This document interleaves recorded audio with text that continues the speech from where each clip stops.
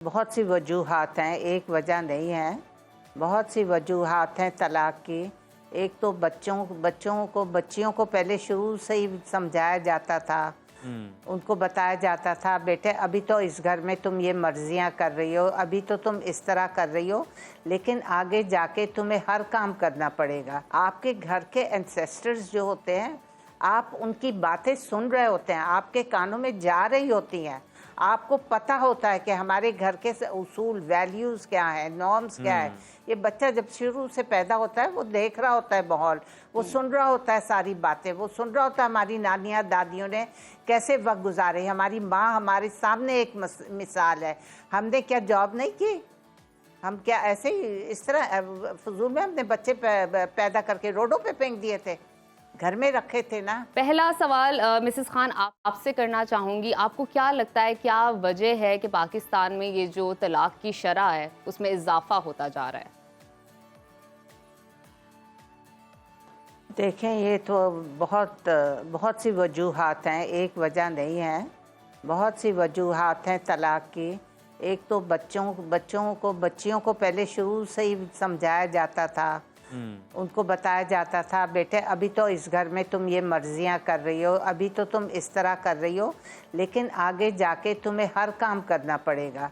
जैसे मैं प्याज अदरक लहसुन नहीं काटती थी, मैं कहती थी मेरे हाथों में से बू आएगी, ये और स्मेल रहेगी, लेकिन मेरी अम्मी हमेशा कहती थी ये माँ बाप के घर में लाड प्यार लड़कियों का उठाया जाता है, लेकिन जब अपने घर जाओगी वहाँ सब कुछ सहना पड़ता है, वहाँ सबकी बातें भी थोड़ी सी सुननी पड़ती हैं। वहाँ अपने शौहर और बच्चों के लिए आपको पकाना पड़ेगा, आपको करना पड़ेगा, आपको उधर मैनेज करनी पड़ेगी चीज़ें। यहाँ तो मैनेज करके देती है माँ बाप आपका सब कुछ कर रहे हैं, आप थोड़ा सा हाथ बटा रही हैं, अभी आप पढ़ रही हैं, आपको स्पेस दी जाती है, लेकिन वहाँ पे आपकी पढ़ाई ख़त्म करके जाती हैं आप, या पढ़ रही होती हैं, वो आपकी मर्ज़ी होती है, लेकिन वहाँ जाके आपको हर काम में हाथ डालना होता है। हर एक से प्यार मोहब्बत से सलूक आना पड़ता है। ये नहीं कि अपना कमरा बंद किया और बैठे हुए हैं और अपना टेलीफोन से गप्पे मार रहे हैं। ये आजकल का ट्रेंड बहुत हो गया भाई, या तो सुबह उठते ही शौहर गया तो अम्मा को फ़ोन मिलाया, सारी रूदाद रात की दिन की उससे क्या बात हुई, नंद ने क्या कहा, सास ने क्या कहा, ये सारी बातें रिलेट होती हैं। जो टेलीफोन मोबाइल फ़ोन्स हैं, इन्होंने सबसे ज़्यादा बेड़ा गर्क किया हुआ है। और अम्माओं को भी सोचना चाहिए कि तुम अपना काम करो, नीचे जाओ या बाहर निकलो, देखो घर में क्या हो रहा है, हाथ बटाओ, देखो सास की तबीयत ख़राब है, दवा दे दो। ये चीज़ें देने से कासिर है, वो समझती है दवा दे देंगे हमें भी जर्म्स लग जाएंगे। क्या आपकी माँ नहीं बीमार होती, क्या और नहीं बीमार होते घर पे? आपको भी टेक केयर करना चाहिए। वो बूढ़ी औरत है या बड़ी उम्र की औरत है, आपको टेक केयर। मिसेस खान आपकी जानिब आना चाहूँगी, बताइएगा कि आजकल कपल्स की काउंसलिंग कितनी ज़रूरी है, क्योंकि जैसे कि अभी आपने बताया और डॉक्टर साहब भी बता रहे हैं कि जहन में पहले ही बता दिया जाता है कि शादी हो जाएगी तो ज़िंदगी बहुत खूबसूरत है, कोई मसला नहीं होगा, ज़िंदगी के सारे मामलात अच्छे हो जाएंगे, लेकिन जब शादी होती है तो उसके बाद सूरत हाल और हो जाती है। तो काउंसलिंग कितनी ज़रूरी है कपल्स की? अब आप बताएं कि हमारे माँ बाप की क्या किसी ने काउंसलिंग की थी? हमारे यहाँ कहीं काउंसलिंग, यहाँ ऑफिसेज वगैरह खुले हुए हैं। यहाँ मैं छोटी सी अर्ज करना चाहूंगी, पहले मिसेस खान पहले पेरेंट्स के बाद वक्त होता था कि वो समझाते थे औलाद को बिठा के। आजकल के पेरेंट्स इतने बिजी हैं अपने कामों में, उनके पास वक्त ही नहीं है कि औलाद को संभाल सकें और कहीं ना कहीं उनको समझा सकें, मोस्टली पेरेंट्स के बाद, क्योंकि वो खुद काम करते हैं।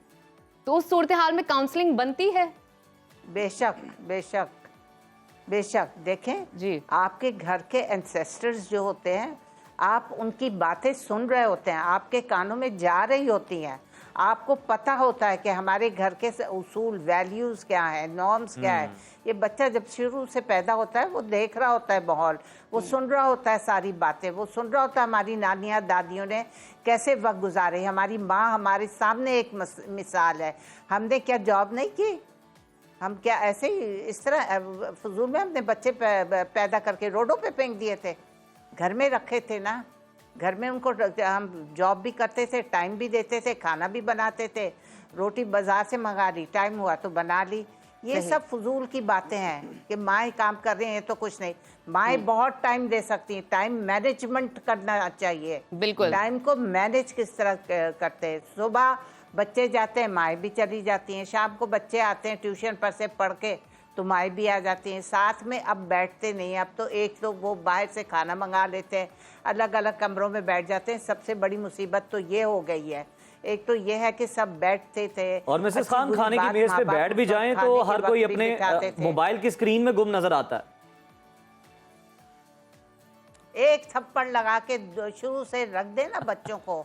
ये माएँ जो पैम्पर माँ बाप इतना कर रहे हैं ना, थप्पड़ 2-4 पड़ जाते थे, हमें भी पड़ जाते थे तो हम इतना डरते थे कि हम वो चीज़ नहीं करते थे अपने माँ बाप के सामने। तो ये सख्ती करना भी बहुत, जितना जहाँ प्यार ज़रूरी है वहाँ सख्ती करना भी बिल्कुल, ज़रूरी है। देखें तो आप ज़रा सख्ती से करें। मिसेस खान, आपकी जानिब आना चाहूंगी, जरा बताइएगा, ये बड़ा अहम सवाल है, आपको क्या लगता है, क्योंकि आप रिलेशनशिप एक्सपर्ट हैं, आप रिश्ते भी कराती हैं, लोगों को अच्छे मशवरे भी देती हैं, तो आपको क्या लगता है कि ये जो तलाक होती है दो लोगों के दरमियान, दो खानदानों के दरमियान, इसका ज़्यादा जो रीज़न बनता है वो मर्द बनता है या औरत बनती है आजकल के दौर के लिहाज से?